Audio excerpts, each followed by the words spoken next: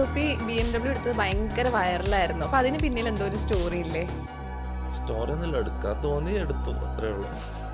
സംഭവം എന്ന് വെച്ചാൽ അങ്ങനെ ഒരു സ്റ്റോറി, പക്ഷെ അതിന്റെ പിന്നിൽ എന്തോ ഒരു സ്റ്റോറി ഉണ്ട്. സ്റ്റോറി ഒന്നുമില്ല. എനിക്ക് ഞാൻ വേറൊരാളോട് BMW ഓടിക്കാൻ ചോദിച്ചു, ഓടിക്കാൻ തന്നില്ല.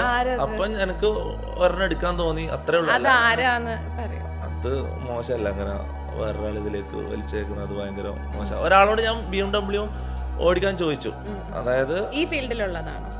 ഏത് ഫീൽഡിൽ? സോഷ്യൽ ഒരാള് അങ്ങനെ മനസ്സിലാക്കിയാൽ മതി. സോഷ്യൽ മീഡിയയിലെ ഒരാള് അങ്ങനെ BMW ഓടിക്കാൻ ചോദിച്ചു, ഓടിക്കാൻ തന്നില്ല. അത് കംപ്ലീറ്റ്ലി അണ്ടർസ്റ്റാൻഡബിൾ. കാരണം ഞാനിപ്പോൾ ഒരു BMW എടുത്തതിന് ശേഷം എനിക്ക് മനസ്സിലാവുന്നത് ഒരിക്കലും അങ്ങനെ ഒരാൾ വേറൊരാൾക്ക്, പ്രത്യേകിച്ച് അങ്ങനെ ഒരു ലക്ഷറി വണ്ടി എടുത്ത ഒരാൾ ഒരിക്കലും വേറൊരാൾക്ക് ഓടിക്കാൻ കൊടുക്കൂല. അത് അവൻ്റെ ഭാഗത്ത് ചിന്തിക്കുമ്പോൾ അത് കംപ്ലീറ്റ്ലി അണ്ടർസ്റ്റാൻഡബിളാണ്. പക്ഷെ അവൻ അങ്ങനെ ചെയ്തത് എനിക്ക് മോട്ടിവേഷനായി, അത് എനിക്ക് നല്ലതായി.